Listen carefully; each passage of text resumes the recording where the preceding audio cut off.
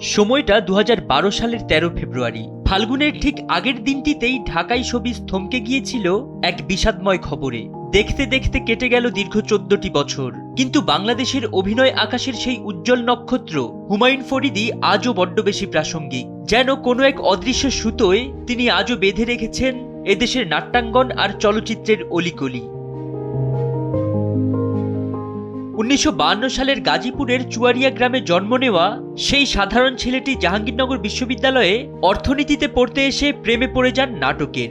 সেলিম আল দীনের হাত ধরে শুরু হওয়া সেই প্রেম ডালপালা মেলেছিল সংসপ্তকের কানকাটা রমজান থেকে কোথাও কেউ নেই এর বাকের ভাইয়ের উকিল পর্যন্ত। মঞ্চ কাঁপিয়ে ৮০ দশকে যখন তিনি হুলিয়া দিয়ে রূপালী পর্দায় পা রাখলেন, বাংলা সিনেমা পেল তার শ্রেষ্ঠ এক জাদুকরকে। ভণ্ড, ঘাতক কিংবা জয়যাত্রা, ফরিদি মানেই ছিল চলচ্চিত্রের ভেতরে ঢুকে যাওয়া এক প্রাণভ্রমরা। মাতৃত্ব ছবির জন্য জাতীয় চলচ্চিত্র পুরস্কার আর মরণোত্তর ২১শে পদক তার প্রাপ্তির ঝুলিকে সমৃদ্ধ করলেও তার বড় প্রাপ্তি ছিল কোটি ভক্তের ভালোবাসা। আজ ১৪ বছর পরও অনেক তারকা তাকে গুরু মানেন। এই কিংবদন্তির শূন্যতা কোনোদিন পূরণ হওয়ার নয়।